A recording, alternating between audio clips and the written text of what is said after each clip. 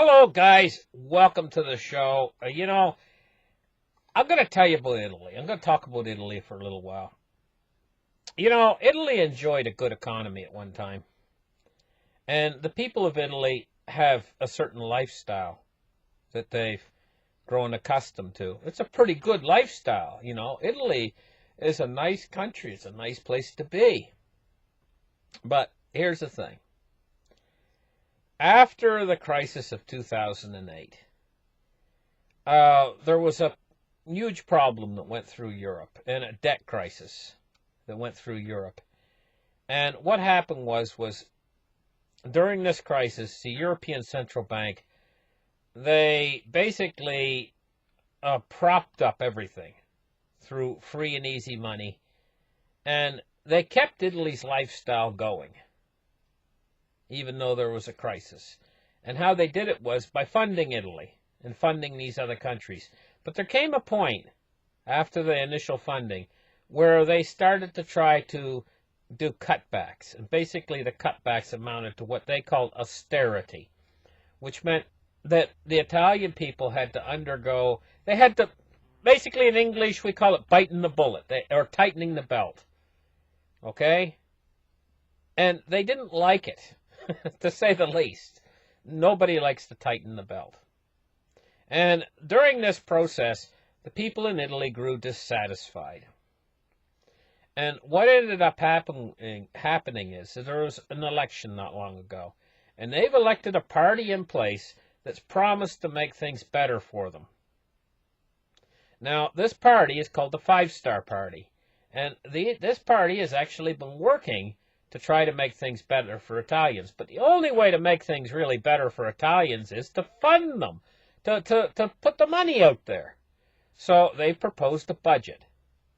Now you remember that the European Central Bank is in this thing where they want the people of Italy to bite the bullet, to tighten their belts, to spend less money. But now this party that got in place, the Five-Star Party, was elected in Italy because they were going to loosen the budget. They were going to spend money. Okay, so we got these different polarization between these two sides. Between the European Central Bank, which wants the Italians to tighten their belts and to spend less, and the Five-Star Party, which only got into office because they were going to spend more. This is the basics of it, in my own words. So what's happened is the Five-Star Party has put in a budget based on a Goldilocks story, that the Italians are doing great, the economy's great, and so we can spend all this money because we've got growth and high GDP and all this kind of stuff. So they've submitted this budget. But the European Central Banks looked the budget over and they said, well, we'll grant you the fact that maybe your GDP is going to do good. And they've been kind of playing along, sort of. They've been kind of giving Italy a bit of time to see if this will go away, see if this problem will go away.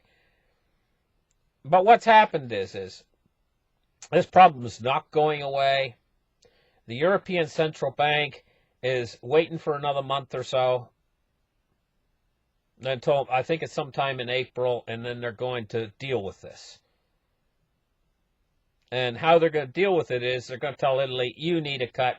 You need to make cuts, deep cuts to your budget. You need to tighten your belt. You guys need to bite the bullet, and you guys need to spend less money because we haven't got the money to give you anymore to keep this economy going in a Goldilocks story.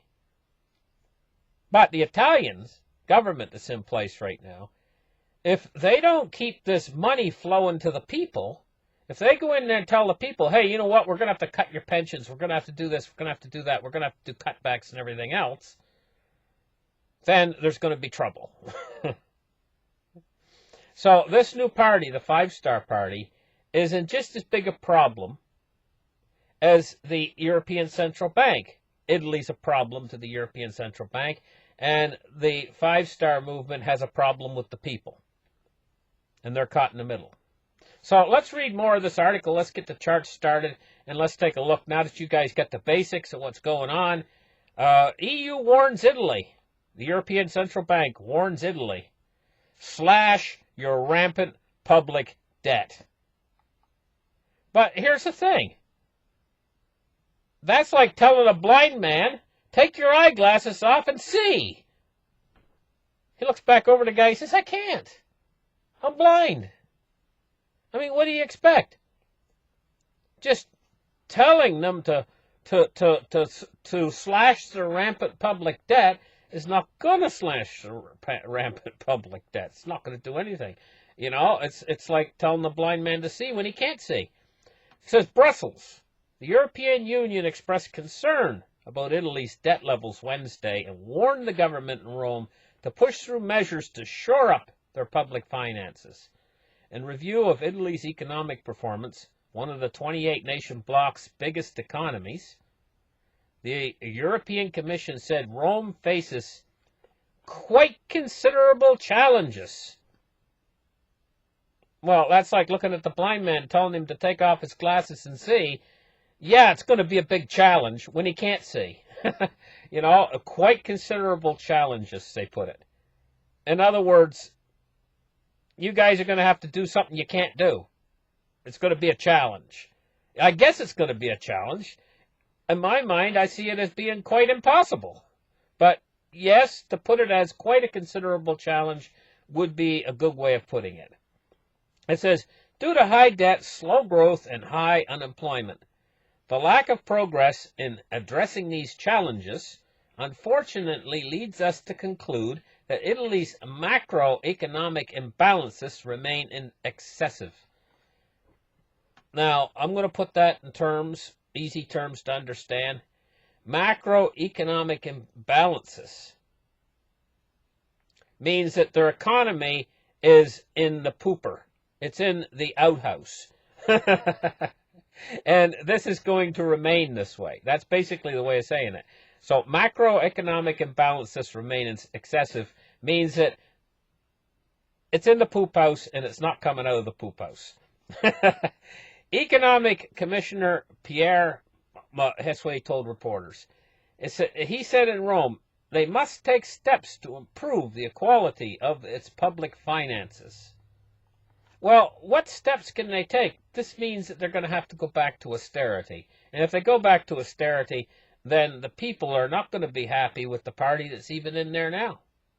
They voted out the last party, they voted in this party because this party promised them to get rid of austerity. They go back to austerity, the people are just going to be like, what's this? We don't want this. We're getting mad now because we don't want this. What's this? You know, we had this before.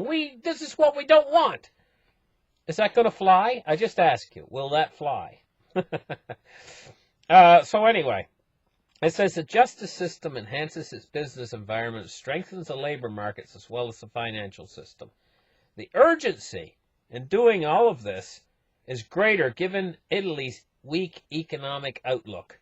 In other words, what they're saying is things are going from bad to worse, and there's a great urgency. We need to do this fast. We need to panic, almost panic. We need to get Italy on its feet again. This is how they say it. They say the urgency of doing so is all the greater given Italy's weak economic outlook. Italy's debt burden, how much it owes, is the second highest in Europe after Greece, relative to the size of its economy. Italy expects its debt-to-GDP ratio to rise to 131.7%, but the EU's executive body warned it might be higher. I guess it might be higher. It might be to the moon, its debt-to-GDP ratio, due to the weak macroeconomic outlook. There's that word, macroeconomic outlook again. In other words, the economy is garbage. Underachievement of privatization targets and worsening primary balance. It's critical that the debt doesn't start growing again, he said. Critical that the debt doesn't start growing again. But guess what, guys? It is going to start growing again. Unless they do the cutbacks that the people are going to go crazy. The people are going to go crazy over if they do the cutbacks needed to stop this from happening. It says, as with the case of Greece in the first half of this decade, many are concerned about the potential financial turmoil in Europe should Italy lose control of spending. Guess what, guys? That's what my channel's called, financial turmoil. It says they are concerned. In other words, they're terrified. They're scared to death, of the financial turmoil in Europe should Italy lose control of spending. Well, I think it's a foregone conclusion. Italy has already lost control of spending. It's only going to get worse. They say saving Greece was hard enough. Bailing out Rome would be all but impossible. In other words, debt crisis is coming your way to Europe very soon. It's the second budget warning shot fired from Brussels in 3 months and comes at a time of heightening tensions.